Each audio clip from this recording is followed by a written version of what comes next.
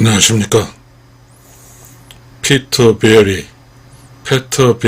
교양소, 피터 베리 지음, 문항심, 옮김, 출판사 은행나무. 현존하는 독일 최고의 철학 석학, 리스본행 야간열차 작가 피터 베리 교양의 길을 말하다. 지은이 피터 베리는 1944년 스위스 베른에서 태어났다. 독일 하이델베르그 대학 철학부에서 박사학위를 취득했다. 버클리 대학, 하버드 대학, 베를린 자유대학 등 여러 곳에서 연구활동을 했으며 마그데부르크 대학 철학사 교수 및 베를린 자유대학의 언어철학 교수를 역임했다. 2014년 트릭타투스상을 수상한 삶의 격과 자기결정, 자유의 기술 등이 다수의 철학서를 저술했다. 문학 창작에도 뛰어난 재능을 발휘하여 파스칼 메르시어라는 필명으로 영화로도 만들어진 베스트셀러 리스본행 야간열차를 비롯 페렐만의 침묵, 피아노 조율사, 레아 등의 장편 소설을 발표했다. 현재 인간의 정신세계, 철학적 인식의 문제, 언어철학 등 폭넓은 인문학 분야를 아우르며 연구 및 저술 활동에 매진하고 있다. 옮기니, 문항심, 이화여자대학교 도서관학과를 졸업하고 독일 베를린 홈볼트 대학에서 마기스터 학위를 받았다. 베를린 자유대학 도서관과 홈볼트 대학 도서관에서 근무했으며 현재 독일에 거주하면서 독일 문학을 우리말로 번역하고 있다. 옮긴 책으로는 삶의 격, 자기결정, 자유의 기술, 베를린 대왕, 피를 먹는 사람들의 도시, 사로잡힌 꿈들의 밤, 마무스, 그것이 어떻게 빛나는지, 패자들의 도시, 시간을 여행하는 소녀 3부작 등이 있다. 피터 베리의 교양소.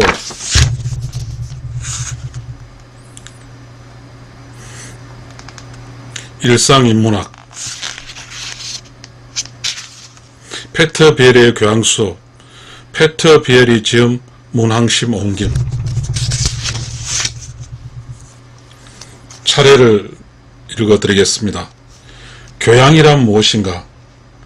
세상을 대하는 태도로서의 교양, 깨인 사상으로서의 교양, 역사의식으로서의 교양, 표현으로서의 교양, 자아인식으로서의 교양, 주체적 결정으로서의 교양, 도덕적 감수성으로서의 교양, 시적 경험으로서 교양, 교양이라는 열정의 길을,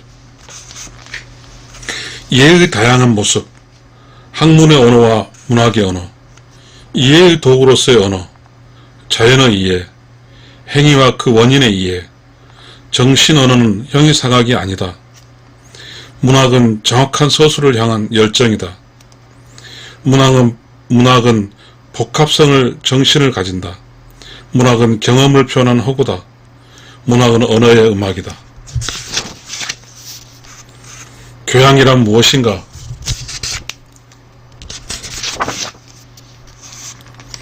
교양이란 사람이 자신에게 행하는, 그리고 자신을 위해 행하는 어떤 것을 말합니다. 교양은 스스로 만들어가는 것입니다. 교육은 타인이 나에게 해줄 수 있지만 교양은 오직 혼자 힘으로 쌓을 수밖에 없습니다. 말꼬리 잡고 늘어지려는 것도 아니고 시답지 않는 말장난을 하는 것도 아닙니다. 교양을 쌓는다는 것은 교육을 받는 것과는 실제로 아주 많이 다른 것입니다. 교양을 받을 때 우리는 무언가를 할 수 있게 되고자 하는 목적이 가집니다. 그에 반해 교양을 갖추려고 할 때는 무언가가 되려는 목적, 즉 이 세상에서 특정한 방식으로 존재하고자 하는 의식을 품고 노력하게 됩니다. 자기 자신과 세계를 대면하는 방식, 바로 이것이 오늘 제가 이야기하고 싶은 주제입니다. 세상을 대하는 태도로서의 교양. 교양은 호기심부터 시작됩니다. 내 안에 있는 호기심을 죽인다는 것은 교양을 쌓을 기회를 강탈하는 것과 마찬가지입니다. 호기심은 이 세계에 과연 어떤 수많은 것들이 존재하는지를 알고자 하는 끊임없는 갈망입니다.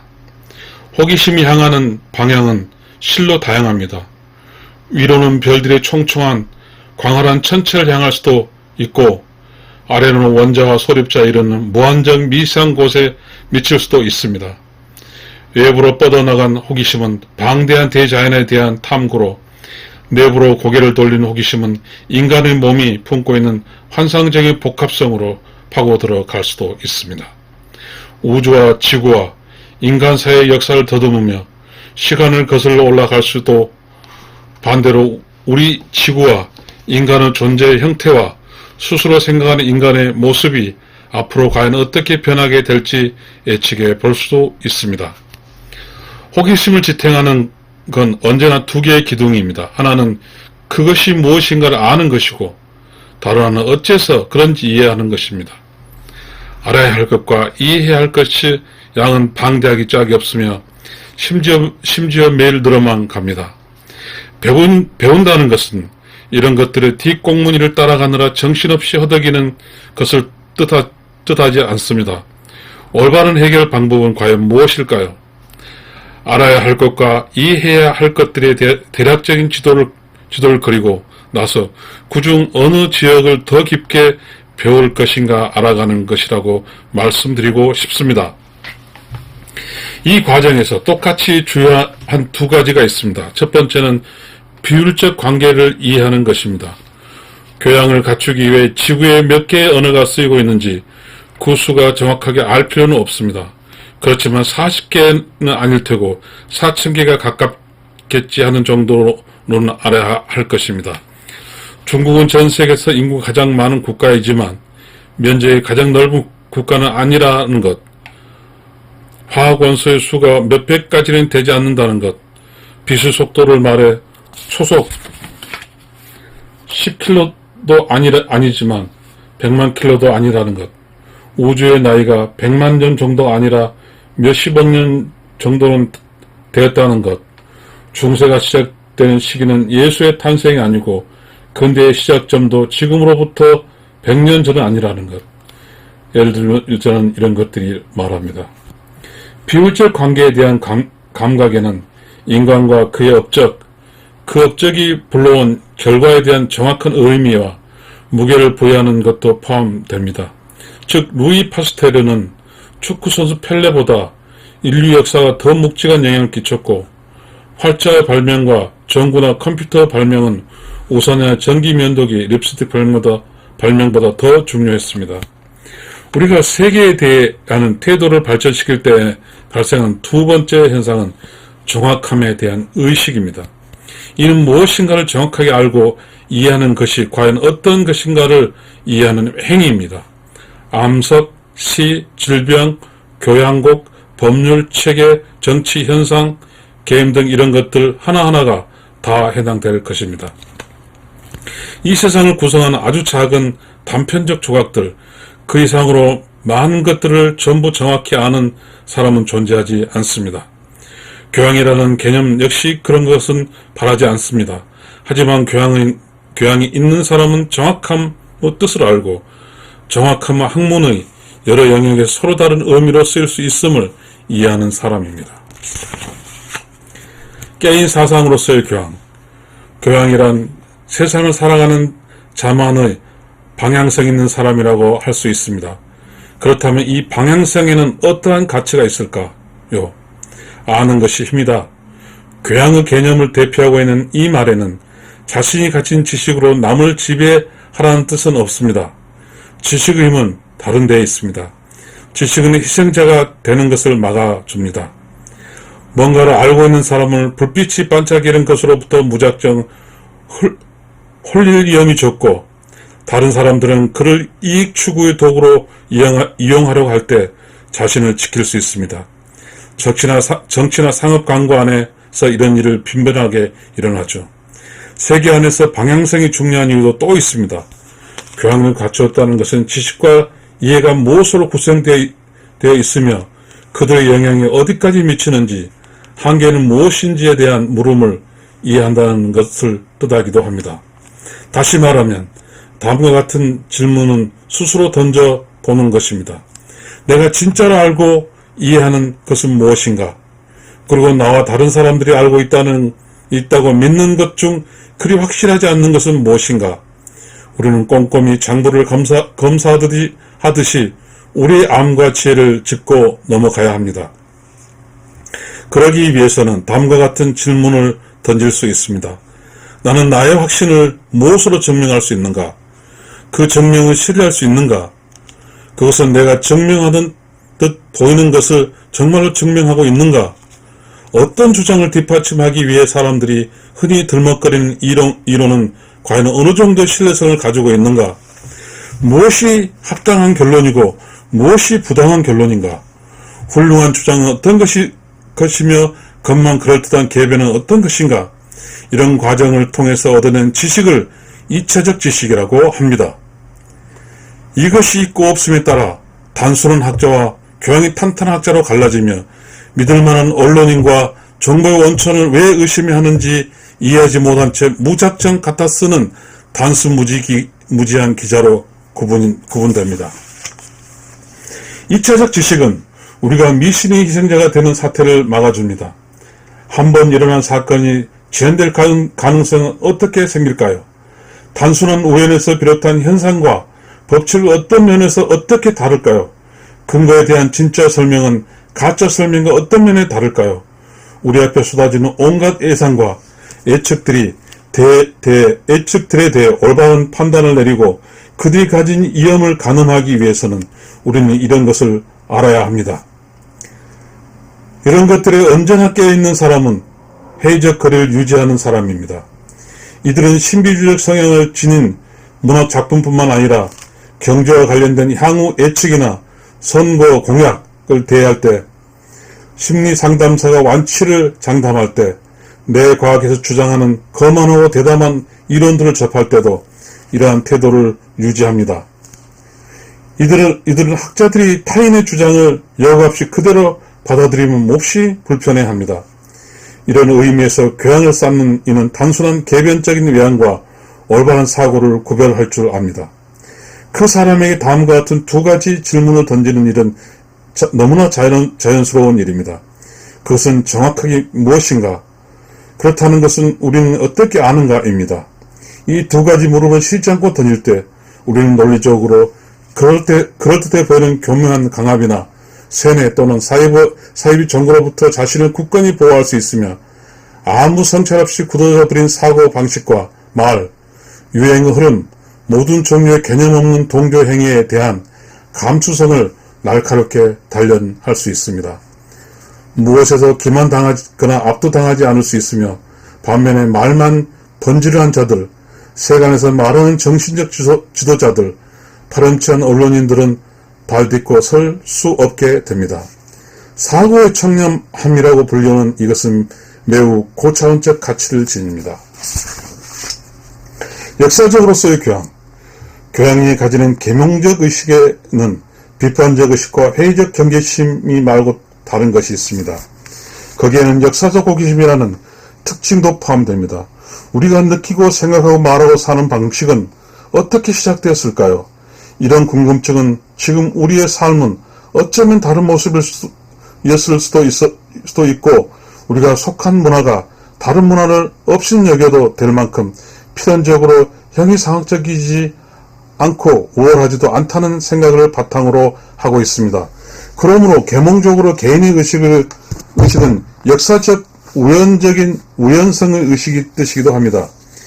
이 인식은 자신이 속한 문화로부터 일정한 거리를 유지하며 그 문화를 좀 더 여유롭게 위트 있는 눈으로 바라보는 능력을 능력으로 표현됩니다.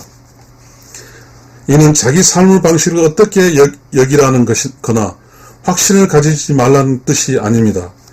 내가 살아가는 방식이 남들의 방식보다 우월하다고 여기거나 특정한 존재 방식이 다른 모든 이들보다 올바르다고 여기는 단순하고 거만한 사고를 차단하자는 것입니다. 지금까지 모든 제국주의 종교 전파 활동의 핵심 사상이 되는 이러한 자만심은 확실한 무식함의 표시입니다. 우리가 우연히 속하게 되어 그 안에서 성장하게 된 문화를 다시 한번 새로이 배우고 그 문화가 각자에게 주는 자아상을 그에 알맞게 재점검하여 과연 그 자아상이 자신에게 맞는지 살펴보게 하는 역할을 하는 것이 역사의 의식입니다. 이는 언어에 대해 많은 생각을 하는 것과 깊은 관련이 있습니다. 특정한 문화의 일원으로서 역사를 탐구하는 것은 무엇보다도 자신이 사용하는 언어의 역사를 현재화시키는 것을 의미합니다. 우리는 말하는 동물이고 또한 문화적 정체적 가장 큰 부분의 단연 언어이기 때문입니다. 우리는 언어를 통해 자연과 타인 또 자기 자신에 대한 이해를 쌓아갑니다. 사람이 사는 모습은 말로 인해 많이 달라집니다. 자신의 세계관을 말로 표현하기 때문입니다. 세상을 어떤 눈으로 바라보는가는 언어가 둘러싸고 있는 중심적 카테고리를 통해 드러납니다. 이 카테고리들은 어떻게 생겨났으며 어떻게 변화했고 새로 부과된 것은 무엇이며 없어진 것은 무엇일까요? 우선 정신, 영혼, 의식, 이성 등과 같은 개념들을 떠올려 볼 수 있습니다. 모두 인간의 존엄성이 가진 특별한 면을 나타내는 개념들입니다. 이들은 역사적으로 극심한 변화를 겪어왔고 사상의 불확실성이라는 족적을 남겼기 때문에 이는 아는 것은 교양의 과정에 속합니다. 이에 못지않게 선과 악, 죄와 속죄, 존중과 존엄, 자유와 정의 개념은 아는 것도 중요합니다. 언어의 역사를 살펴보다 보면 아무런 문제도 없어 보이는 매끈한 표면 밑에 숨어있는 각기 다른 불분명하거나 단편적인 것들이 발견하게 됩니다. 잔인함이나 고통, 행복, 여유와 같은 말들은 문화적 자아상이 단어 몇 개로 추려낼 수 있음을 보여줍니다. 감정을 나타내는 말을 하나의 문화에 속한 구성원들이 자신을 어떻게 바라보는지를 잘 나타냅니다. 삶의 형태와 그에 대한 평가는 종종 그 언어권에서 대표적인 비유를 통해 표현되며 인간은 매우 치밀한 사이에서 쓰이는 말이나 욕설, 음란한 말을 자유로이 구사할 수 있을 때, 그리고 말을 나타내서는 안 되는 것들이 어떤 것인지 알 때 비로소 그 언어권에 완전히 동화되었다고 할 수 있습니다. 하나, 문화를 이해한다는 것은 그 문화에서 통용되는 도덕적 완전성과 안전성 개념에 대해 잘 안다는 것을 뜻합니다. 우리는 특정한 도덕적 규율과 금지 속에 성장합니다.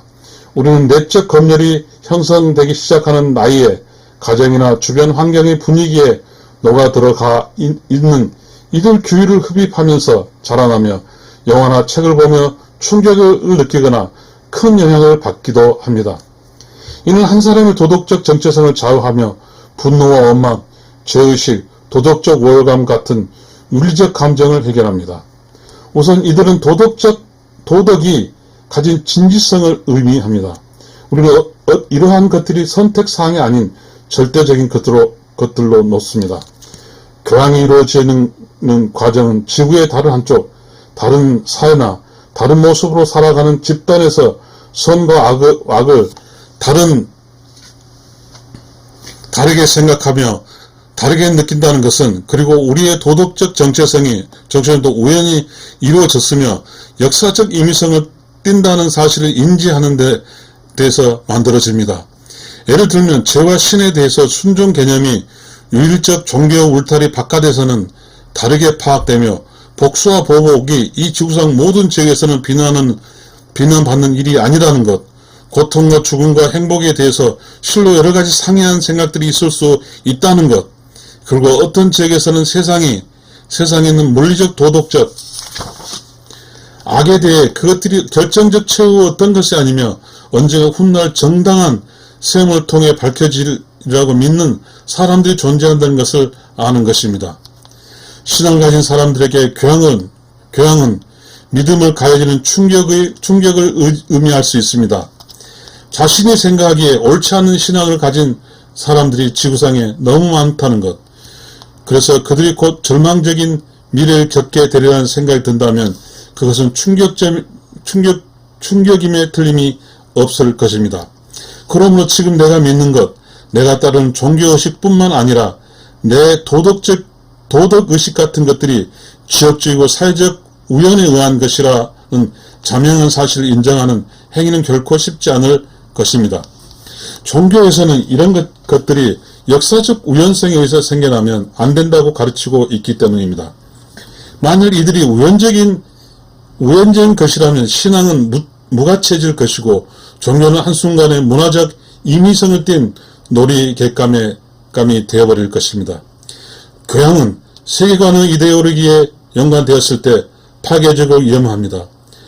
우연성이라는 개념을 새로 가져줌으로써 모든 삶의 방식이 상대적이라는 것을 표면 위로 끌어올리기 때문입니다. 교회와 같은 전체주의적 이데올로기들은 교양이 가진 이런 측면들을 체계적으로 질식시키려 하고 합니다. 그러므로 금서 목록이나 여행 금지 같은 것들이 존재하며 이슬람 교회에서는 배교가 사형의 이유가 되기도 하는 것입니다. 교양은 전체주의 형이상을 붕괴시키며 비록 역사적 우연에 의한 것이긴 하지만 어쨌든 우리 각자가 자신의 삶에 부여하고자 하는 삶의 한 형태를 종교를 이해합니다. 즉 그것이 형이상학적 진실이냐 아니냐 하는 것이 아닌 어떻게 살아갈 것인가에 하는 질문에 관한 정체성과 관련된 문제로 종교를 이해하는 것입니다. 다른 대답이 있다는 인식은 종교의 가치를 떨어뜨리는 것 같지만 그렇지 않습니다. 종교가 주는 가치는 오히려 더 크게 느껴질 수 있는 이유는 옛날처럼 바꿀 수 없는 숙명에 묶인 것이 아니라 자유로운 선택을 할 수 있는 환경에 처해 있기 때문입니다. 이렇게 바꿔 말하면 어떨까요? 자신이 속한 문화적 정체성과 도덕적 정체성이 가진 역사적 우연성을 깨닫고 인정하는 사람만이 제대로 성숙한 사람이라고 말입니다. 사람, 죽음, 도덕, 행복에 관한 문제에 대해서 자기 것이 아닌 남이 만든 기준에 맞춰 사는 한 사람은 자신의 생애에 완전한 책임을 진다고 말할 수 없습니다. 역사적 우연성에 대해 진실로 그 밖에 다른 여러 인식을 포함합니다. 다양한 형태의 국가 제도와 법 제도에 대한 지식도 있지만 그런 것들 말고도 친밀감이 무엇인지에 대한 인식, 어떨 때 수치심을 느끼는가 하는 것, 몸에 대한 인식, 애의와 존엄에 대한 형태, 각종 애식을 어떻게 치르고 어떤 옷을 입는가 하는 것, 마약에 대한 인식, 기분이 들뜨거나 연정을 느낄 때 어떤 행동을 하는가, 어떨 때 웃고 어떨 때 우는가, 무엇을 보고 웃긴다고 느끼는가, 상을 당할 때 표현은 어떠한 장례 절차는 어떠한가, 어떨 때 먹을감 느끼는가, 어떻게 먹는가, 무엇을 경멸하는가, 남녀가 어떤 식으로 가까워지는가, 연애는 어떻게 하는가 하는 것들이 모두 들어갑니다. 여기서도 교양이라는 것은 다양함에 대한 인지, 남의 것에 대한 존중, 처음에는 우월감을 가졌더라도 곧 그 마음을 거두어들이는 것을 의미합니다. 이런 의미에서 교양을 쌓는 사람이라면 그 사람은 자연히 특정한 종류의 호기심을 가지게 되어 있습니다. 만일 내가 다른 언어를 쓰고 다른 지역과 다른 시대에 태어났더라면, 다른 기후의 환경에 자랐더라면 어땠을까? 궁금한 마음이 생기는 것입니다. 만일 내가 다른 직업을 가지고 다른 사회 계층에서 성장했다면 어땠을까? 상상해 봅니다. 깨어있는 정신으로 어딘가로 여행을 가고 싶어집니다. 여행을 그동안 불편하게 느꼈던 것들을 이해하고 받아들일 수 있는 내면의 경계선을 넓히는 계기로 삼아 싶어집니다. 그러다 보니 다큐멘터리 영상들을 마치 중독된 것처럼 열심히 찾아보게 됩니다. 지금까지 교양을 세계관과 계몽과 역사의식의 측면에서 정의했습니다. 여기에 제가 가장 좋아하는 것 하나 더 추가하도록 하겠습니다. 교양이란 사람이 살아가는 방법에 실로 여러 가지 가능한 길이 있다는 것에 대한 깊고도 폭넓은 이해를 가지는 사람입니다. 표현으로서의 교양. 교양인은 책을 읽는 사람입니다. 그러나 책벌레나 유식한 사람, 걸어다니는 백과사전을 부른다고 해서 자동적으로 교양이 되는 것은 아닙니다. 역설적으로 들릴 수 있지만 배우지 못하는 학자도 존재합니다. 교양인은 책을 읽으며 변화하는 사람입니다. 휴머니즘이 결국 그 무엇으로도 우리를 보호하지 못하는 것입니까? 알프레드 안더시가 이렇게 묻자 중산층 휴머니즘적인 가정교육을 받고 자란 하인리히 힘러는 이렇게 대답했습니다. 휴머니즘은 인본주의 역사상을 담은 책을 그저 소문하는 것이 아니라 그것을 행하는 자, 다시 말해 책을 읽고 난 뒤에 읽기 전과 다른 자만을 지켜줍니다. 지식이 그저 정보로서 이루어진 덤이나 시간을 때우기 위한 사회적 신분을 나타내는 장식이 아니라 내면의 변화와 확장을 이끌어내서 결국 행위로 이어지는 것, 이것이 교양이 가진 뚜렷한 특징입니다. 이는 꼭 도덕적으로 의미 있는 일을 할 때로만 한정되지 않습니다. 교양을 쌓아가는 사람은 시 한 편으로도 변화가 됩니다. 이 점이 교양을 갖춘 시민과 교양의 뒷공문을 쫓는 속물의 차이입니다. 지식을 담는 전문서적을 읽을 때 독자는 한 가지 주제에 대한 올바른 해답을 찾아 헤매고 머릿속에 여러 목소리로 이루어진 합창을 듣습니다. 그는 더 이상 혼자가 아닙니다. 볼테르의 프로이드, 볼트만, 다윈의 책을 읽을 때 그의 마음 안에서 무엇인가가 일어납니다.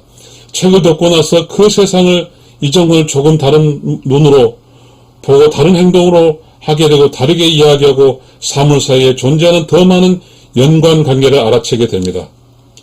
문화작품의 독자는 이와는 좀 다른 것을 배웁니다.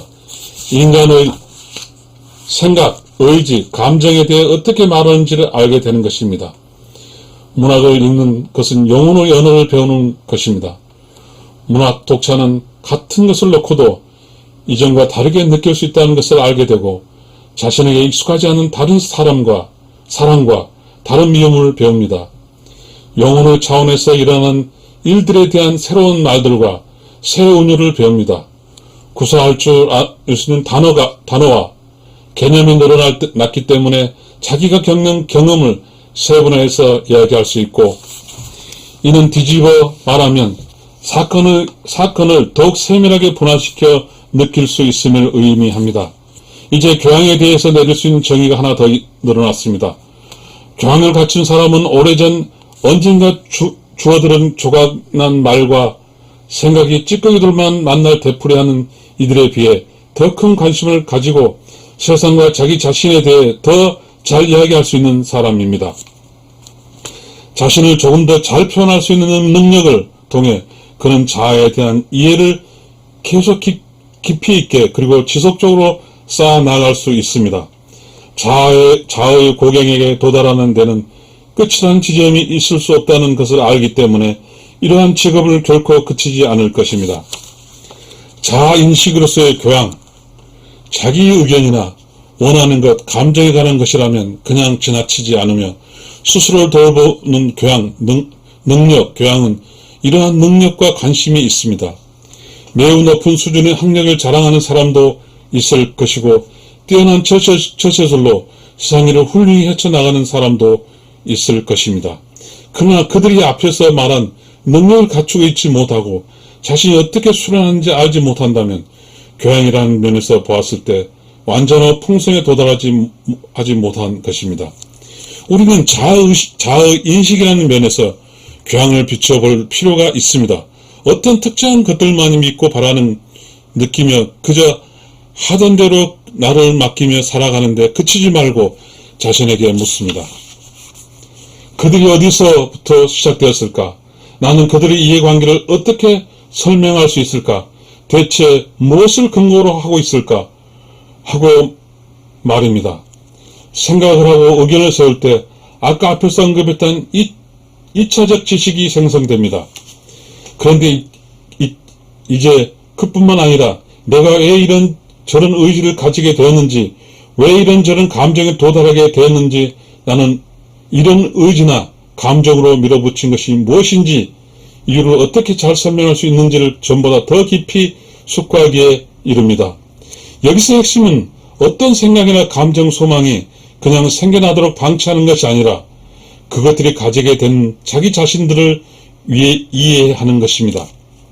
그러려면 자신의 과거를 해석해야 하고 미래에 하려는 새로운 계획을 재조명하는 일, 즉 자아상이 만들어진 과정과 앞으로의 방향을 생각해보는 작업이 필요합니다. 교양을 갖춘 이라면 이 작업을 할 때도 자아상의 신뢰성과 한계를 자문해 봐야 할 것입니다. 지금 내가 가지고 있는 자아상이 거짓이 아니라는 걸 어떻게 알 수 있을까? 자아상을 완전하는 데는 어떤 종류의 걸림돌들이 있을까? 자아에 도달하는 데 왕도가 과연 있을까? 아니면 타인이나 세상을 바라보는 것과 똑같은 방법으로 나를 바라보면 될까? 이런 질문들을 던지다 보면 다음 단계에 물음에 당도합니다. 자아상이라는 것은 발견하는 것일까 아니면 만드는 것, 창조하는 것일까? 이제 교양의 정의를 하나하나 더 추가할 수 있게 되었습니다. 교양이 있는 사람이란 자신에 대해 아는 사람, 그리고 그 알문을 얻기가 어떻게 어려운지를 아는 사람입니다. 그는 자아상에 대해 고민하고 비판적 민감성을 줄곧 견지하며 자신을 고정시키지 않는 사람입니다. 그는 자신의 내면에 다양함이 존재한다는 것을 알며 사회적 역할을 수행하기에 적합한 정체성과 자신이 하나의 확실한 정체성을 가지고 있다는 거짓말을 꾸짖는 불안정한 내적 다면성의 차이를 구별할 줄 아는 사람입니다. 그는 자아상이 가지는 미완성성과 부실함을 여유있는 자세로 받아들일 줄 알며 그것을 자유로움의 한 모습으로 볼 수 있는 사람입니다. 주체적 결정으로서의 교양을 갖추어가는 과정은 자신에 대한 지식과 이해를 확장하는 것에 머무르지 않습니다. 자기의 생각과 감정과 의지를 평가하는 것, 그중 일부분과 자신을 동일시하며 나머지와 거리를 두는 것도 역시 중요합니다. 그렇게 해야만 특별한 내적 중력을 가진 정신적 정체성을 창조할 수 있습니다. 다른 표현을 빌려 말하자면 우리는 우리 자신에 의한 정신의 조각성을 만들고 다듬는 것입니다. 우리는 의지와 생각과 감정으로 이루어진 자신의 세계에 언제나 만족할 수는 없는데 거기에는 여러 가지 이유가 있을 수 있습니다. 내적으로 무언가가 나를 삐덕거리기 때문일 수도 있고 바깥 세상에서 매번 상처만 받았기 때문일 수도 있고 아니면 자신의 세계에서 가장 어울리지 않는 이방인으로 느껴지기 때문일 수도 있습니다. 그럴 때 우리는 폭넓은 의미, education, sentimental이 필요합니다. 이는 다른 말로 감정교육이라고 부르기도 했는데 거기에는 다 이유가 있습니다. 자신의 정신적인 활동에 관여하는 논리와 역동성에 대해 이해를 넓혀감으로써 우리는 내가 지금 가진 생각과 의지와 감정이 돌이킬 수 없는 운명 같은 것이 아니라 만들어가고 언제든 변화시킬 수 있는 것이란 사실을 배웁니다. 물론 자기에는 한계는 분명 존재합니다. 그러나 변화의 폭은 우리가 생각하는 것보다 훨씬 큽니다.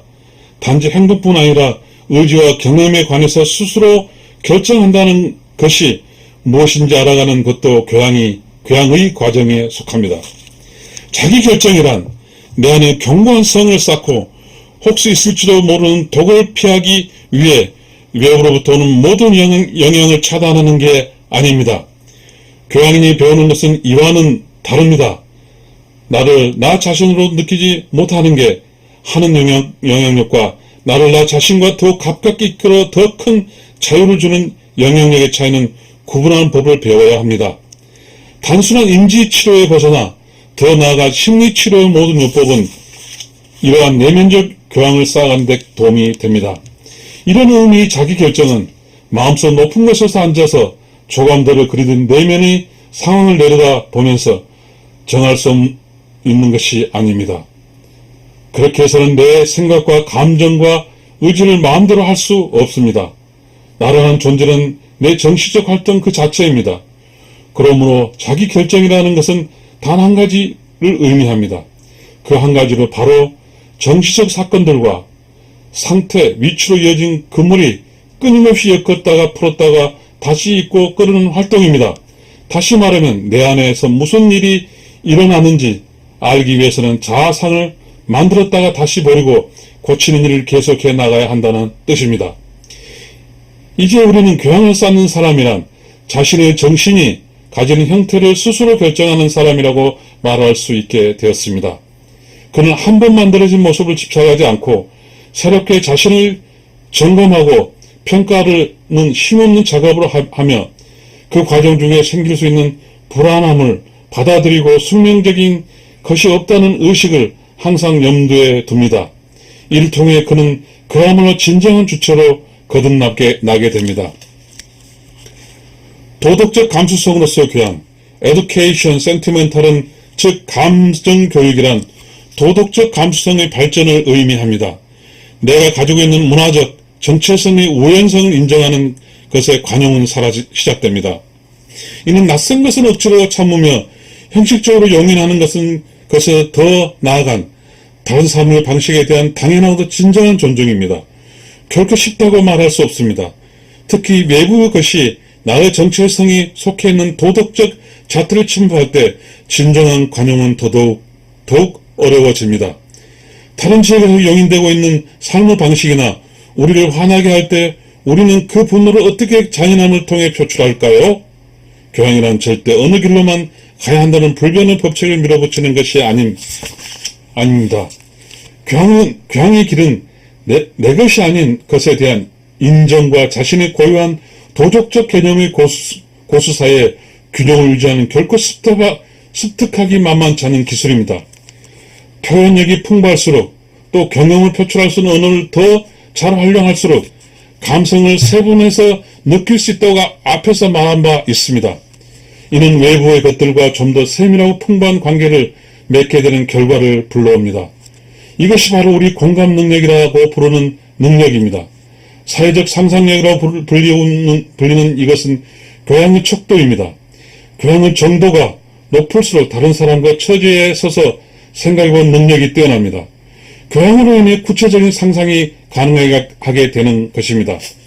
구체적으로 상상해야 그동안 모습을 숨겨왔던 억압이 비로소 밖으로 드러나며 폭력인 줄 모르고 저질러졌던 잔인함이 형체를 나타낼 수 있습니다.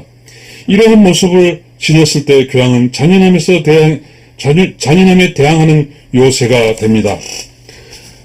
과거에 힘너가 저질렀던 것은 상상할 수 없을 정도로 끔찍한 상상력의 부재, 즉 도덕적 자폐증에 의해서 원인을 찾지 않고는 설명하기 힘듭니다. 그러나 정신적 표현력으로서 교양은 도덕과 관계가 더욱 적은 다른 것도 가능하게 합니다. 거부의 의사를 밝히거나 거리를 두고 싶은 마음을 표현할 때 좀 더 섬세한 태도를 취할 수 있게 되고 반어법에도 능숙하게 되며 친밀함을 나타내는 형식도 새로이 배울 수 있게 됩니다. 모든 것들이 역시 감정 교육에 바탕을 두고 있습니다. 실제 경험으로서의 교양. 교육은 항상 어떤 쓰임새를 목적으로 합니다. 무엇을 하기 위해서, 어떤 목표에 도달하기 위해 노하우를 습득합니다. 돈이든 권력이든 사회적 인정이든 목적이 무엇이든 상관없습니다. 그런데 교양은 다릅니다. 물론 교양을 축적하는 과정에서 어떤 능력이 따라오기도 하고 유용함을 가져다 주기도 합니다. 그런데 이는 교양의 결정적 특성이 아닙니다. 지금 우리가 이야기하고 있는 교양은 유용성을 포함하지 않는 그 자체로서 가치가 있는 것입니다. 예를 들면 사랑이 그러하죠.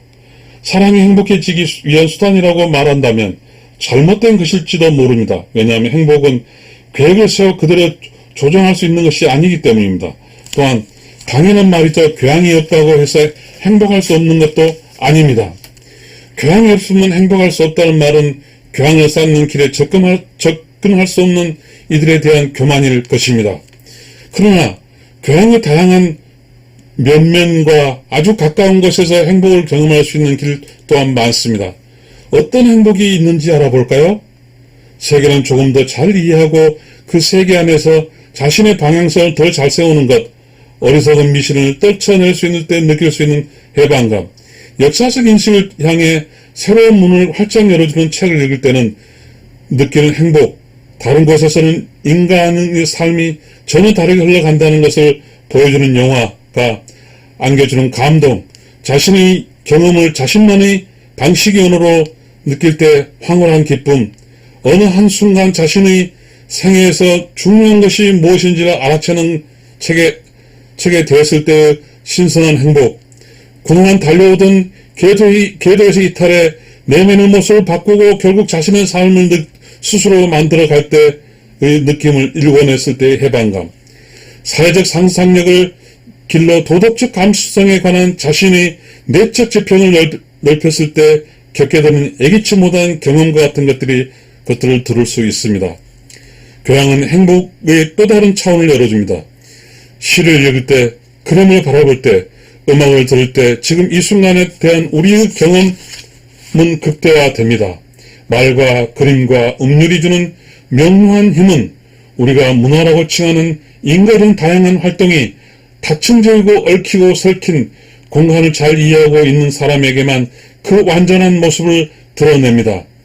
여기서 겉멋만 잔뜩 든 미술 애호가나 음악회 애호가인지 아니면 예술의 고상함을 진정으로 체험할 줄 아는 사람인지의 차이는 극명하게 나타납니다. 전자는 그냥 교육받은 소시민이고 후자는 교양의 소유자입니다. 예술을 경험하는 그 순간을 밀도로 아는 사람이라면 교양과 교육을 혼돈하지 않을 것이며 교양을 넓혀가는 것이 다가올 미래에 대해 현명한 대비라는 어처구니없는 부르짖음을 하지 않을 것입니다. 교양이라는 열정의 길, 우리는 교양을 방해하는 온갖 것들에 대하는 한 사람의 태도를 보고 그가 교양인지 아닌지를 식별할 수 있습니다. 교양 있는 자의 태도는 뜨근미지근하지 않습니다.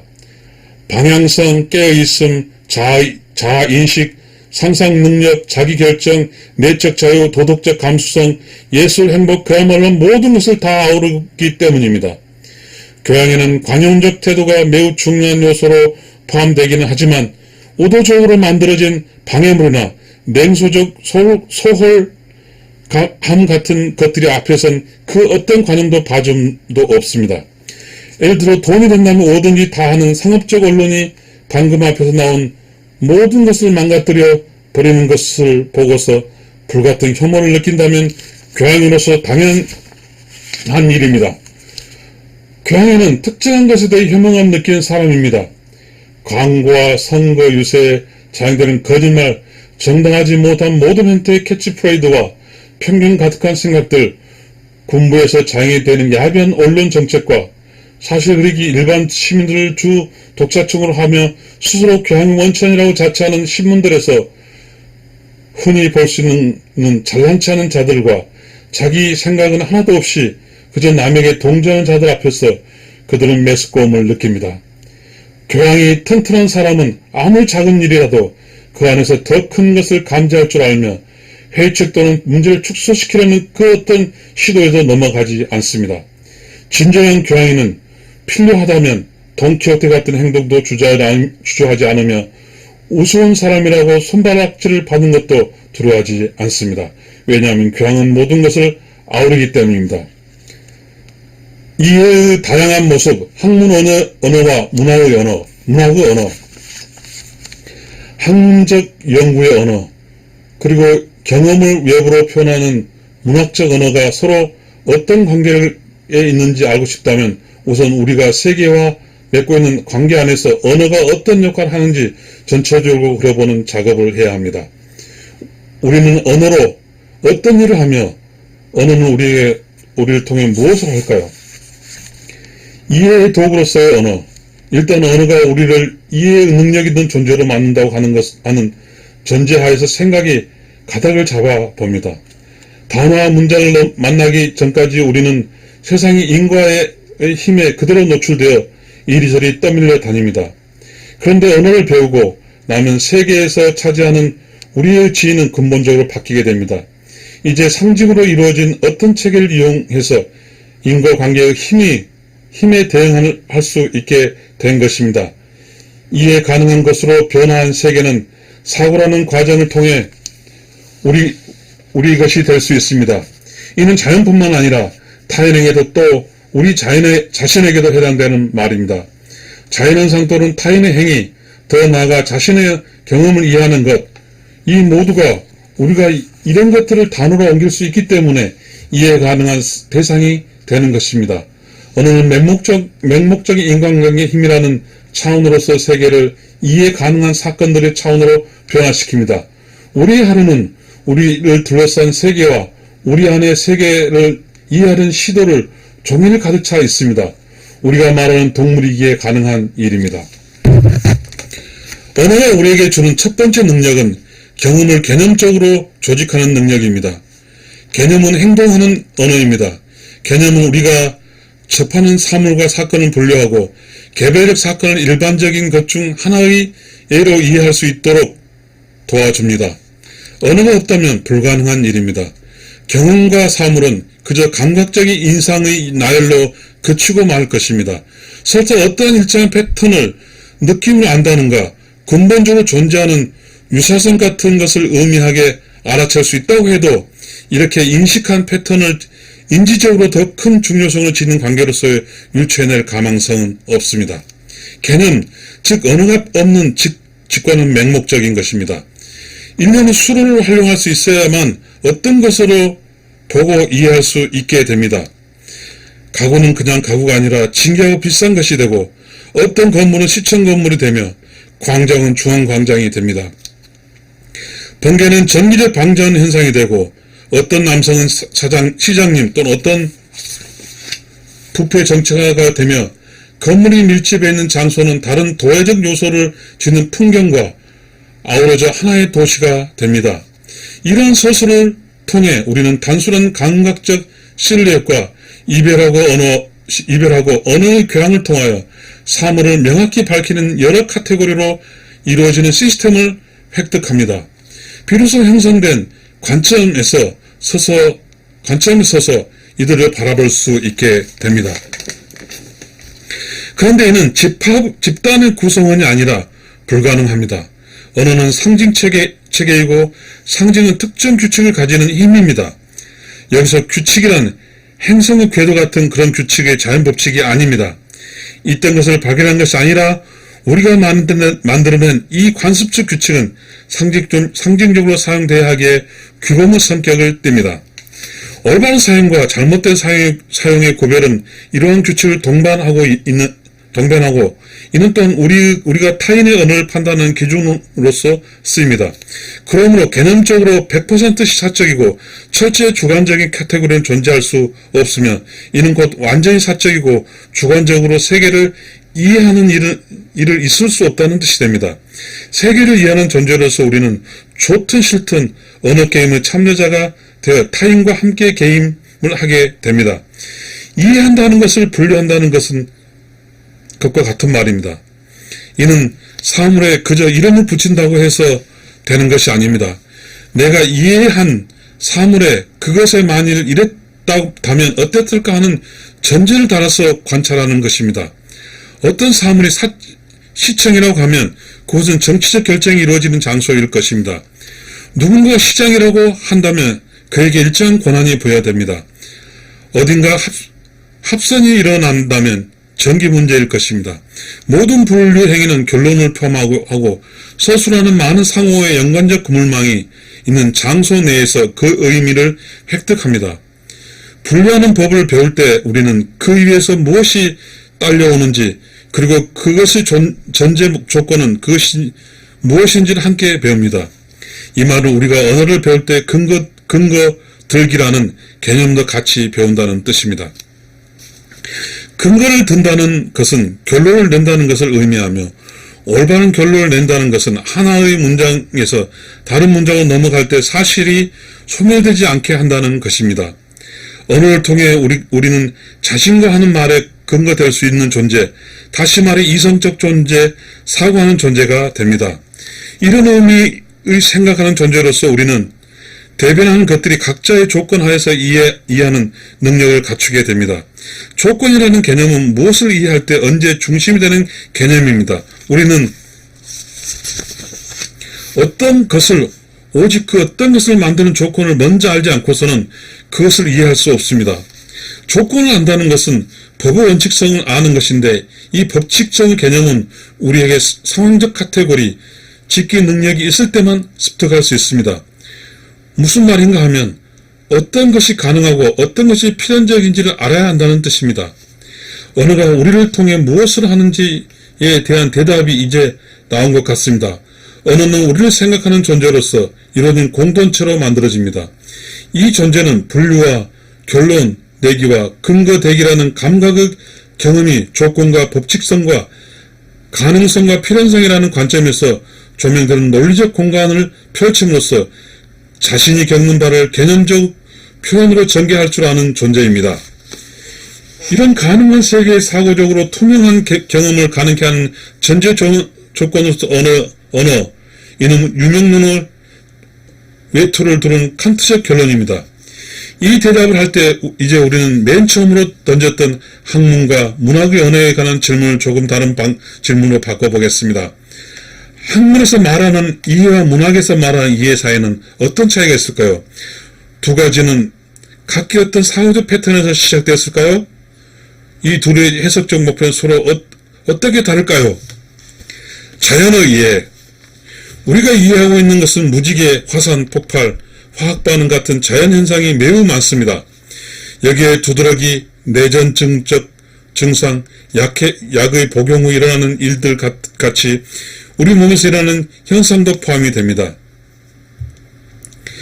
왜 일어난지를 묻는 행위는 상세한 인과적 연결고리를 설명하는 인과관계적 배경으로서의 조건들에 대한 질문입니다.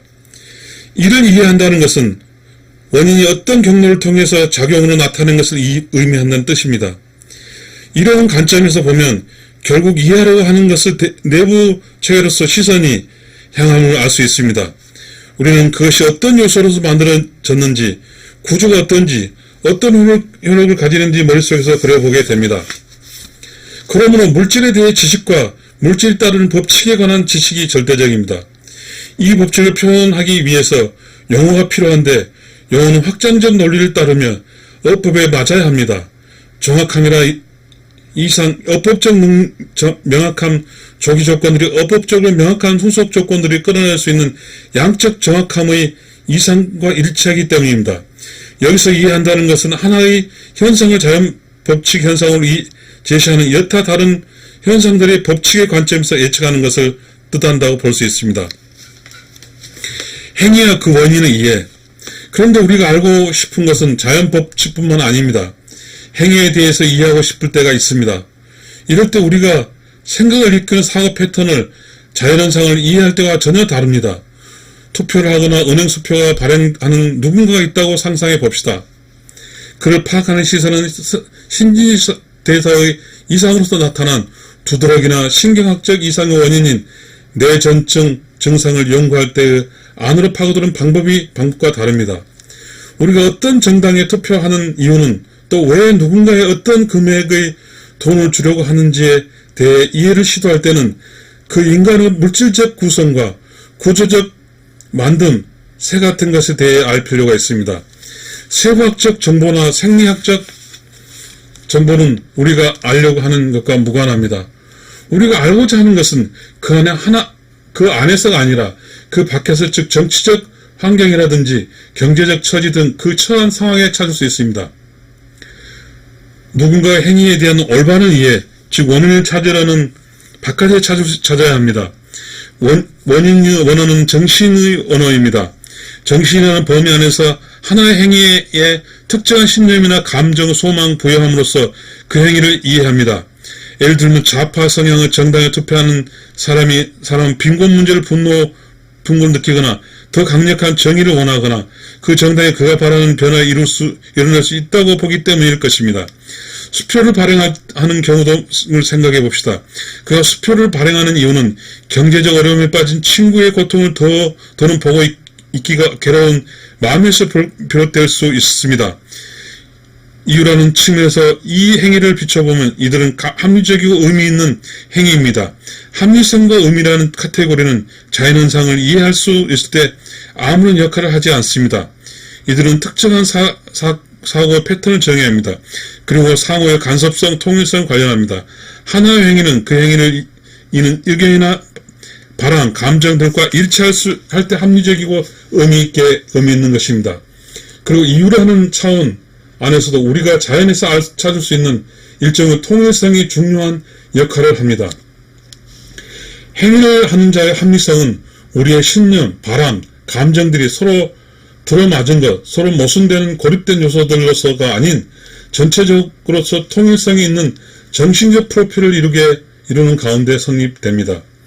정신의 언어는 아주 획기적인 발명품으로 우리를 행동하게 만드는 것들에 대해 해명해 줄 수 있게 해줍니다. 우리는 어떤 행동을 할 때 우리 몸 안에서 일어나는 현상에 대해서 전혀 알지 못해도 이 언어를 구사할 수 있습니다. 우리는 타인이 처한 환경을 보면서 그 행동이 어디서 비롯되는지 재구성할 수 있습니다. 그리고 이 연유를 통해서 그들 행동하게 만든 인과적 요인들을 유추해 봅니다. 거기에 특정한 신념이나 바람, 감정들이 없었다면 그것에 따라오는 태도 취하지 않았을 것입니다. 그런데 자연현상과 달리 우리는 이러한 조건부적 관계를 잡고 세부적인 이야기의 발단으로 보지 않았습니다. 하나의 언어 안에서 이러한 이야기를 구성할 수 있다고 생각하지 않으며 이야기가 어떻게 진행되었는지 아주 세세하는 것에까지 관심 가지지 않습니다.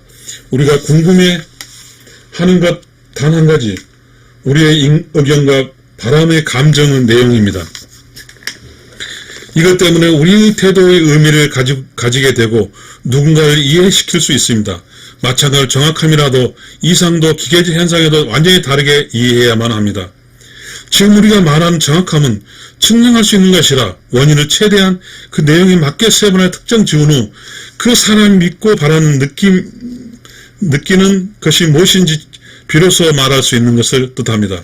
또 무엇을 예측할 때도 자연법칙의 논리와 다른 논리가 지배합니다.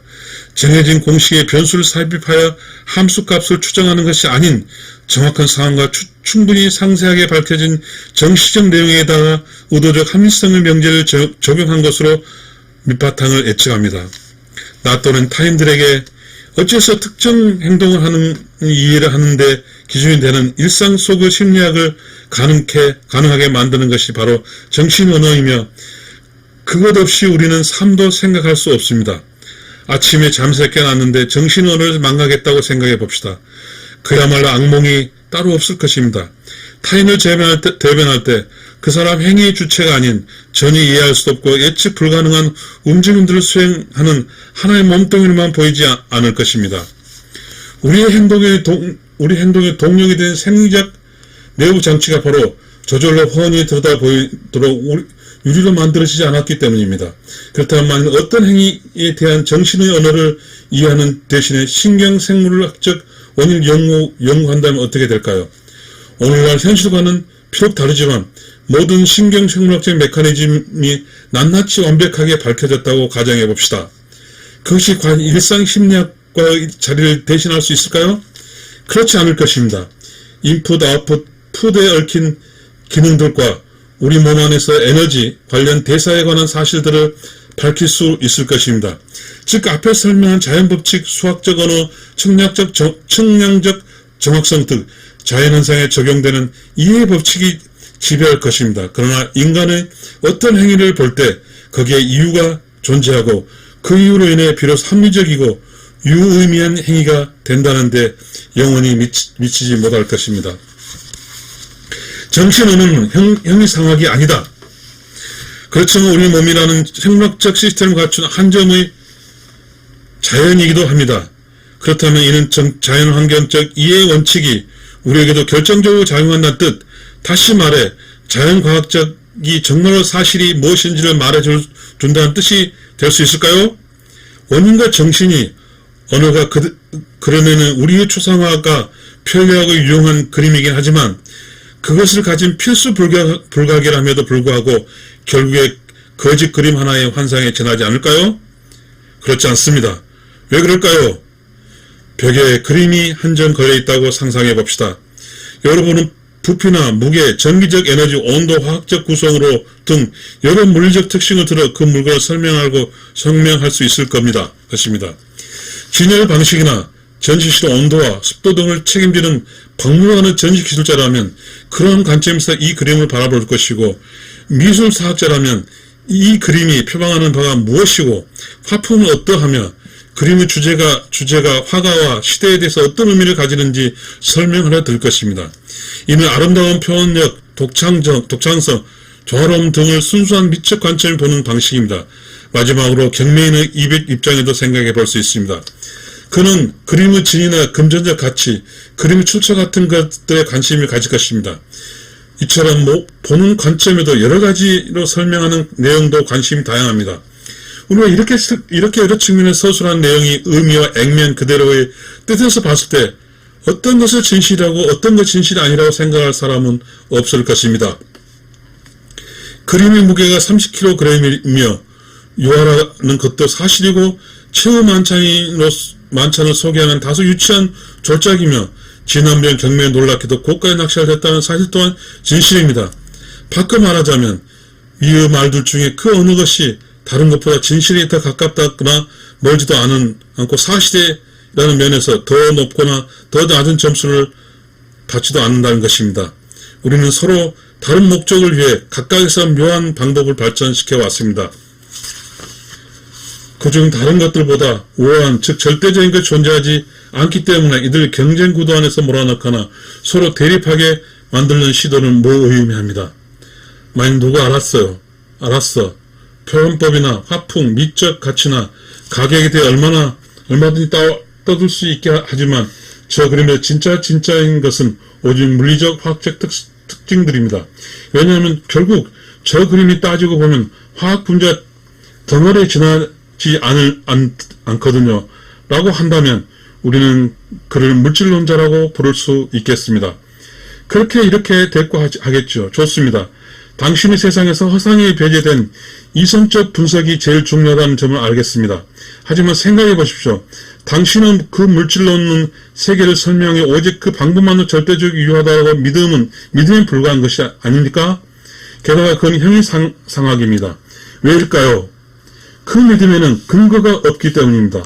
또한 형이상학적 역사는 특정한 설명체계가 다른 모든 설명체계보다 우월하며 자신만이 그 무엇을 원래에 맞는 것이고 원래의 진실인지를 정의한다고 주장하는 시도들의 역사로 풀이될 수 있기 때문입니다. 자연의 이해를 목적으로 하는 자연의 언어와 행위의 이해를 목적으로 하는 정신의 언어 경우도 이와 같습니다. 이 두 가지 가운데 무엇이 더 진실에 가깝다, 하나는 다른 하나보다 더 사실성이 진다고 어떤 것이 나머지 것에 대체할 수 있다고 말할 수는 없습니다. 자연과학의 언어와 일상심리학의 언어에 존재하는 여러가지 설명법들은 이해를 위한 다양한 필터이고 우리는 이 필터를 통해 여러 방식으로 세계를 관찰하며 다양한 관심을 기반으로 세계를 창조합니다. 정밀한 예측이나 제어 실행 가능성을 특정할 때 필요한 필터의 인간의 행위에 담긴 의미와 합리성을 이해로 하는 데 필요한 필터는 다릅니다. 다만 필터가 바뀌거나 뒤죽박죽 섞이게 될 때는 혼란이 발생하게 됩니다. 문학은 정확한 서술을 향한 열정이다. 언어와 진실, 세계에 대해 방금 한 논어들은 전제로 한 상태에서 강의의 제목을 대표로 하는 까다로운 질문을 던져보겠습니다. 과학과 비교 문학의 언어 문학의 이해품은 어떻게 다를까요? 문학적 이해의 큰 부분을 차지하는 서술이 이해입니다. 문학적 글은 누가 무엇을 하고 무엇을 겪었는지 서술하는 이야기인 경우가 많습니다. 하나의 이야기는 주변 사건들을 언어로 풀어내음으로써 등장인물들의 행동과 경험을 독자들에게 이해시키는 문장들의 연속체입니다. 이러한 서술들은 연결해주는 언어는 일상 심리의 언어이며 정신의 언어입니다. 이야기의 언어가 지금 당장 벌어진 일의 원인에 대한 즉각적인 설명과 다른 점이 있다면 그것은 독자가 이야기 안에서 외적 환경이 어떻게 변한지 알 수 있으며 등장인물의 내면 세계가 변한 모습을 지켜볼 수 있다는 점입니다. 특히 분량이 긴 소설의 경우에는 두 가지 뚜렷한 특징이 있는데 그것은 정신의 개념이 소설적 개념이라는 것, 그리고 상황의 카테고리가 시간적 카테고리라는 것입니다. 등장인물은 언제나 어떠한 상황에 빠지게 되는데 그가 그 상황에 다다르게 되는 과정이 빠짐없이 소설되어야만 그 상황을 이해 가능하게 됩니다. 인간들의 생각과 느낌과 바람을 통해 어떻게 상황을 만들어내는가가 소설적 표현되지 않으며 독자는 이 과정을 이해할 수 없습니다. 이 점은 이야기를 쓴 사람뿐만 아니라 문학과 상관없는 분야 사람도 거의 다 알고 있습니다. 그렇다면 문학의 소설적 특별한 점은 무엇일까요? 그건 소설을 갖추는 특수한 정확함입니다. 문학에서는 무엇보다 문장의 아름다움과 언어의 고상함, 특이하고 진기하며 정선된 표현, 깊고 무거운 운유 같은 것이 중요하다고 생각하는 의견이 있을 수 있습니다. 그런데 제 생각은 다릅니다.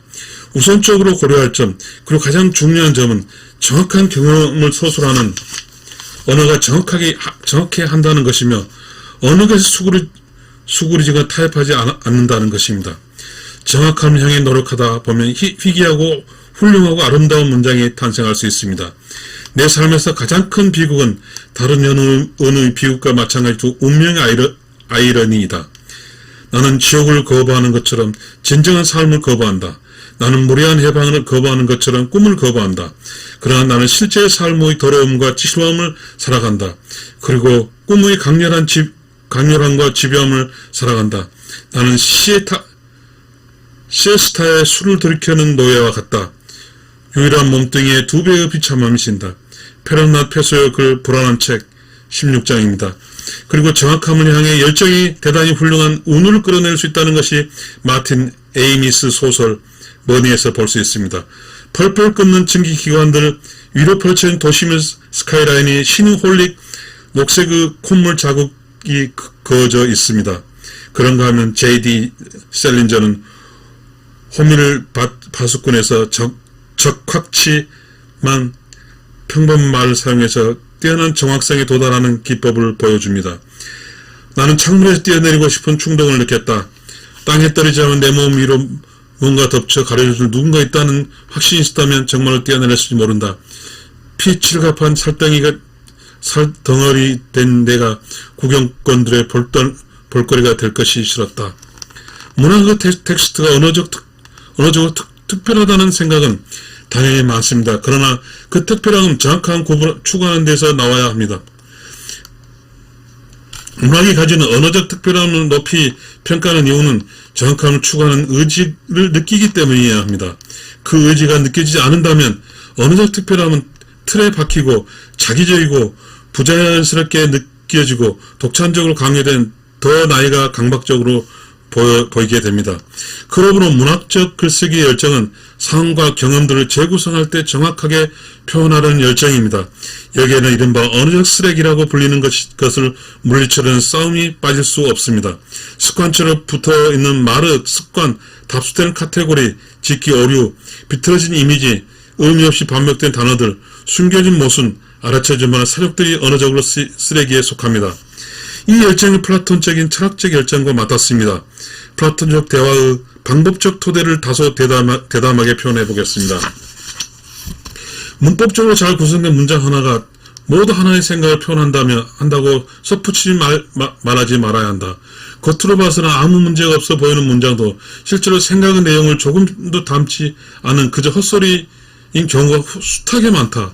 소크라테의 정의의 의미, 지식 같은 것에 대해 한간에 떠드는 이야기들을 시험대 올려 상대방으로 하여금 자신이 무엇을 떠들고 있는지를 모르고 있다는 사실을 깨닫게 해주었을 때 이와 같은 사실이 드러났습니다.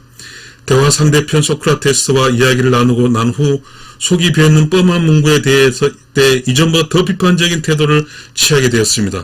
그래서 저는 항상 학생들에게 이렇게 이야기합니다. 철학은 사고라는 개념을 다른 그 어느 학과보다 진지하게 여기는 학문이라고 말입니다. 철학과 언어적 깨어있음이 공통적으로 가진 특징은 매끄럽고 빠르고 정형화된 어법에 대한 불신을 밑바탕으로 한 언어를 향한 사랑입니다.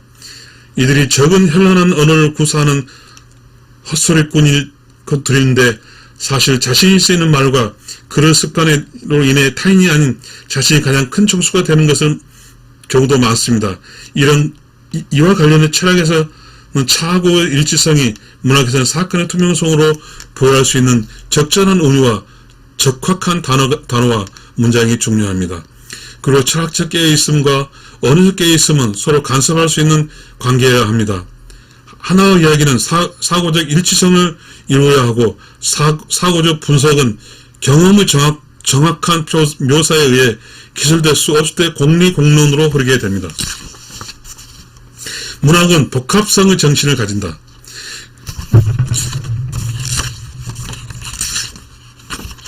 그런데 문학에 의해서 중요하게 여겨진 정확성이란 과연 무엇일까? 어떻게 해서 그렇게 중요하며 그 정도로 어떻게 가름할 수 있을까요?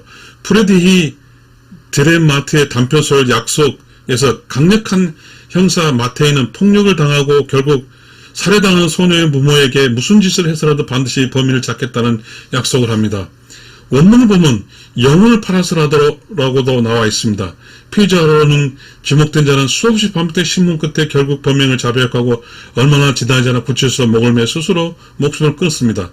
마태 형사는 그 자백의 의문을 품습니다. 그러나 그날 공교롭게도 그가 7위 경찰청을 그만두는 날이었고 그는 새로운 직장이라는 요르단으로 가기 위해서 비행기에 올라야 했습니다. 탑승열의 활주로를 향하던 그 중대한 결정을 내립니다. 탑승 일들 기내로 안내는 여승무원이 항공권을 보기 위해서 마테이에게 손을 내밀었으나 그는 다른 손으로 고개를 돌렸습니다. 이륙을 준비하는 비행기를 향해 부드러운 표현을 치며 줄기 손을 들고 있는 관람 발코니의 어린아이를 무리가 보였습니다. 마테이가 말했다. 아가씨, 저는 탑승하지 않겠습니다. 그리고는 공항 건물 안으로 다시 들어가 아이들이 바글거리는 발코니 밑을 지나 출구를 향해 뚜벅뚜벅 걸어나갔다. 아이들의 모습을 본 마테이는 진짜 범인들을 찾아야 한다는 것을 분명히 깨달았습니다. 소녀의 어머니에게 약속했던 것입니다. 아직 잡히지 않은 진범으로서 저 많은 아이를 보호해야 했다고 그는 말했습니다. 이 의지는 그가 지키는 함다른 모든 의무보다 우선했습니다. 우리는 그 의지가 어떻게 생겨나는지 상황과 그 상황이 흘러오게 된 이야기를 압니다. 그렇기 때문에 마테이는 이해할 수가 있습니다. 머릿속으로 활주로를 향해서 자신을 상상하는 탑스콘을 검사하기 위해 손을 뻗은 숙모를 눈앞에 그리다가 고개 돌려 아이들을 발견하고 생각합니다. 그래, 나 같아도 비행기 타지 않고 다시 돌아가 사건에 제소해야 했을 것 같다. 이렇게 말했습니다. 그러나 경찰청에서 그의 복직하기에는 너무 늦었다는 말을 들었습니다. 본격적 이야기는 지금부터 시작됩니다. 마테의 술을 마시는 시작했고 그걸 모든 걸 잃게 됩니다. 도덕성과 존엄성까지 말이죠. 그러다가 어떤 아이가 그림에서 단서를 잡은 그는 진범이 그라우 벤텐주에 사는 것을 알게 됩니다. 그래서 쿠오와 치리에 사이에 있는 주유소를 임대에 운영하면서 도민들이 들리기만을 기다립니다. 그러면서 한 매춘부 딸을 미끼로 이용합니다. 그렇게 그는 기다렸다가 끈질기게 집요하게 열중해서 손님을 맞이하고 할 일을 하고 주유를 하고 엔진 오일과 냉각수를 교체하고 차창을 닦고 언제나 똑같은 동작을 기계적으로 반복했다. 아이는 학교에 돌아오면서 그를 따라다니면서 인형의 집을 갖고 놀았고 총총거리거나 꽁꽁 뛰어다니거나 놀란 표정을 짓거나 쉴 새 없이 제잘거리가 따은 머리를 바람에 날리며 빨간 치마 차림을 그네를 타면서 노래를 부르곤 했다. 그는 기다리고 또 기다렸다. 가까이 색과 온갖 차종의 자동차, 오래된 차, 새 차들이 들었다 갔다 그는 기다렸다. 7위 경찰청에서 최고 형사로 손꼽히던 마테이는 몇 날 며칠 후 술에 얼큰이 취해 주유소에 앉아 담배를 피우면서 먼 곳을 바라봅니다. 그는 아이들을 미끼를 이용합니다. 그가 딸아이를 키워주는 이유를 알게 된 아이 엄마를 말합니다. 이 나쁜 자식아. 디렌 마트의 소설을 소개한 이유가 있습니다. 흥미로운 이야기는 우리로 하여금 이해의 지평선을 피지 않을 수 없게 만든다는 것을 보여주는 얘기이기 때문입니다. 마테이가 비행기에 올라타려다가 몸을 돌리는 행위는 우리가 충분히 이해할 수 있는 행위입니다. 자신의 힘을 범인을 찾고자 말했다는 심중 이해를 못할 일은 아닙니다.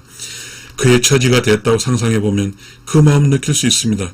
그런데 주유소 장면에 나오고 언제 올지 모르는 범인을 무작정 기다린다는 대목에 이르서는 좀 달라집니다.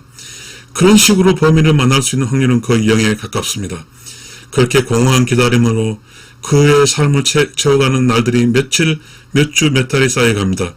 그의 삶은 그런 기다림으로써 자신의 손쓸 수 없는 어떤 사건을 만들려는 시도로 채워진 삶입니다. 한마디로 미친 겁니다. 과연 나도 그럴 수 있을까? 독자는 자문하게 됩니다. 이름으로 어떤 행위가 이성에 반하더라도 거대한 힘 앞에 마주서 있다고 어떻게 했을까요? 하며 자신의 행위를 상상으로 그려보게 된 결과를 가져옵니다. 이야기를 읽는다는 것은 자아상을 시험대에 올리고 고동 어둠 속에 잠겨있던 기억의 복도를 통하여 문을 연다는 뜻입니다. 마태가 소녀 연말을 목적으로 위한 수단으로 악용하는 가히 비윤리적 행위를 저지른 부분을 읽을 때는 바로 그 현상이 우리 안에 일어난다는 것입니다. 만일 나라면 가능했을까? 아니면 혹시 이미 그런 짓을 한 건 아닐까? 예술적이고 문학적인 이야기를 이러한 방식으로 우리 자신을 기억 속으로 소환하며 그런 뜻의 자아인식을 원천이라고 불릴 수 있습니다. 인간의 사고와 감정과 행위가 가진 복합성 절대로 과소평가하지 말라는 중대한 개념을 지키는 의무를 지고 있기 때문입니다. 그렇습니다. 문학적 이야기의 정신은 복합성의 정신입니다.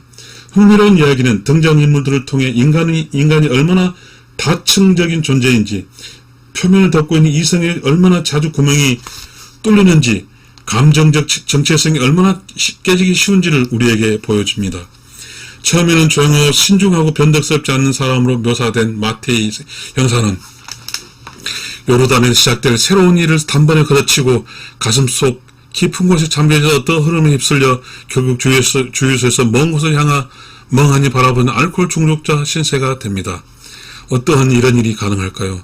끝내 터져 나올 수밖에 없던 집착과 광신 안에 있던 그 무엇을 했었을까요? 결국 자신을 향해 그 잔인함은 어디서 비롯되었을까요?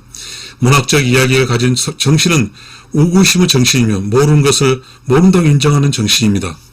모름에 대한 인정은 이야기의 화자조차도 인물의 깊이를 완전히 알지 못한다는 느낌을 나타낼 정도로 등장인물이 가진 깊이에 대한 존중을 동반합니다. 이런 존중심을 가지고 등장인물들은 전개시키는 사람은 독자가 가진 자신의 상상력을 등장인물들 안에 쏘아볼 수 있을 정도로 그들이 열어놓습니다. 등장인물을 잊을 수 없을 이유는 결국 그 인물 자체가 아니라 독자 스스로 활짝 열어젖힌 상상 통로 때문이 아닐까 하는 생각이 듭니다. 문학적 이야기는 언어적 쓰레기에 대항하는 싸움이라고 앞에서 말한 적이 있습니다. 이제 거기에다 한 가지 덧붙일 수 있습니다. 문학적 이야기는 인간의 행위를 지나치게 단순화하고 1차원적인 것으로 설명하는 시도에서 맞서 싸우는 것입니다. 이런 의미에서 정확성이 문학적 이야기를 재는 축도가 되는 것입니다. 문학은 경험을 표현한 호다. 드레마트의 그런 이야기하기가 어떻게 이해에 대한 욕구로부터 탄생하게 되었는지를 알려줍니다.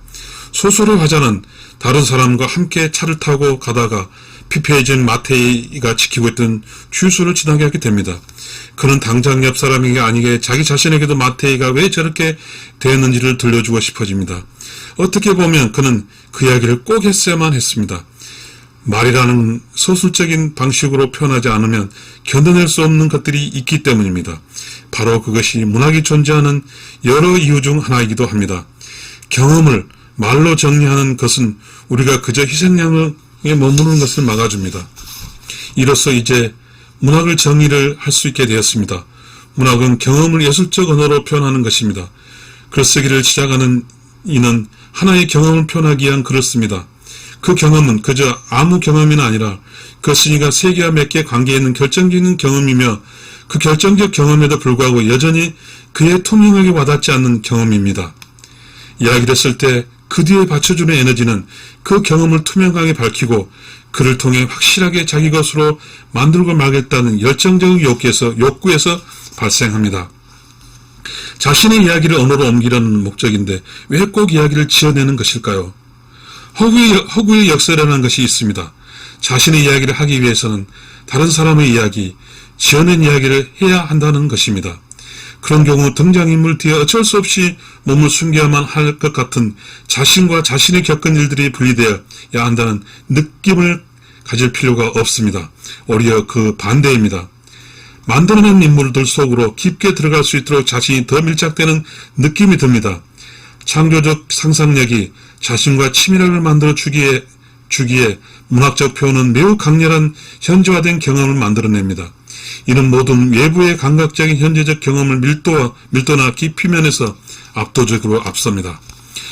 허구적 역설은 그 허구의 이야기를 만들어내는 과정에서 어쩌면 가장 중요할지 모르는 특성을 머릿속에 떠올려 볼 때 비로소 사라지게 되는데, 이것이 바로 압축입니다.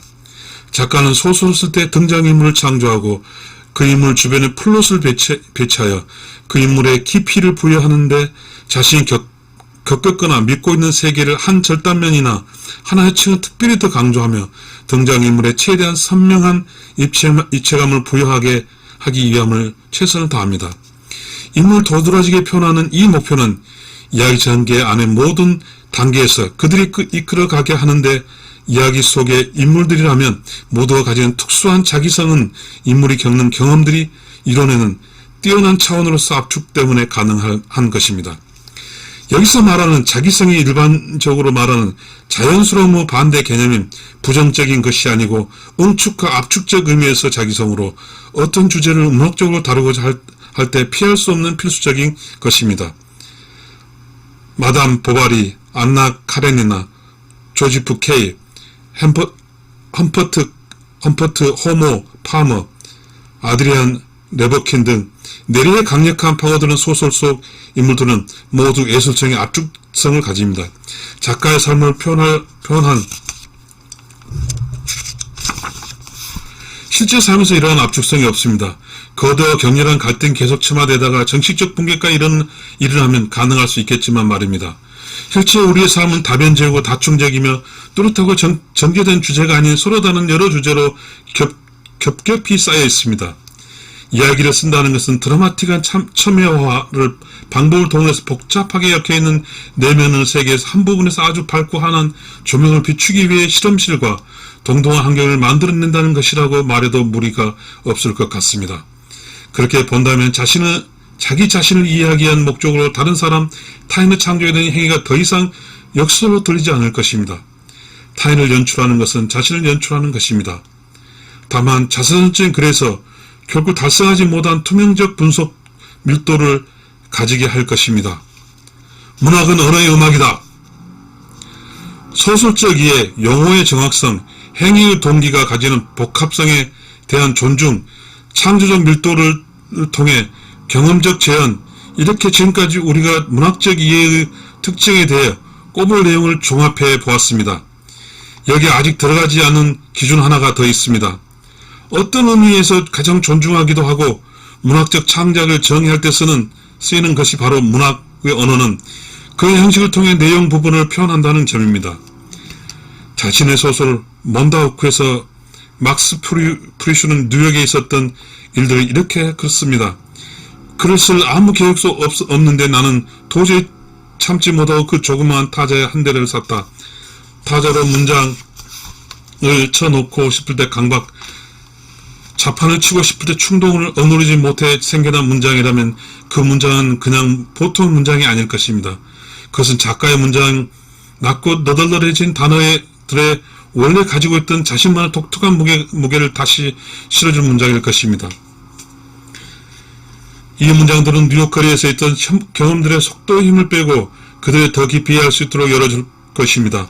이렇게 되는 것이 많아진다는 것은 문장들의 내용 일부를 그 문장을 가지는 형식을 통해 표현한다는 뜻이 될 것입니다. 문학적 문장이 된다는 말입니다. 프루시가 쓴 문장들이 가진 운율감과 가락은 다른 것과 혼동되지 않을 정도로 특징적인데 사실 모든 훌륭한 작가들은 글이 그러합니다. 그 문장들이 우리 독자들로 하여금 자신이 겪은 경험들을 더 깊게 이해하는 데 도움을 주었다면 그것은 우리가 이 문장을 마치 음악을 들을 때처럼 들을 수 있었기 때문일 것입니다. 물론 문학적인 글을 등장인물과 그들의 행동, 줄거리에 대해 이야기합니다. 그러나 가장 중요한 것은 그 글의 줄거리에 어떻게 말하는가가 하는 것입니다. 이러한 사건만을 따로 떼서 말한다면 그 점이 분명히 드러납니다. 그 사는 아내이자 일상에서 따분함을 느끼는 엠마 보바리는 두 명의 애인을 만들고 감당할 수 없는 정도의 빚을 집니다. 결국 맞다리 골목에 몰린 그녀는 비소를 삼키는 선택을 합니다. 줄거리는 통속신문에 나올 법한 기사 마냥 유치하게 짝이 없습니다. 플로베르가 이 소설을 소재로 삼은 것은 실제 신문 기자였으므로 이야기 자체는 사실이었습니다. 그런데 이 이야기에서 우리가 두고두고 읽은 명작이 탄생하게 된 것은 이야기를 서술하기 위해 플로베르가 연출한 문장과 단어 덕분입니다. 어쩌면 보바리 부인이 한 모든 행동은 플로베르가 이야기를 진행하는 데 사용했던 모든 말들로 유감없이 펼쳐 보이기 위한 명분이었을지도 모릅니다. 작품을 약 50장가량 썼을 때 플로베르는 루이지 콜레리에게 보낸 편지에서 이렇게 썼습니다. 내가 좋다고 생각하는 글에 쓰고 싶은 책은 아무것도 아닌 것에 대한 책, 문체가 아닌 내적 힘에 의해서 스스로 존재하는 외적인 것과는 단절된 책, 주제라고 말한 것이 없거나 있다고 해도 최대한 보이지 않는 것이나 다름없는 책입니다. 1850년 이전 1월 16일. 그런 면에서 오페라와 비슷합니다. 오페라의 대변, 즉 줄거리 중에서 빈약하고 유치하기 반대로 지나치게 비장한 것이 많고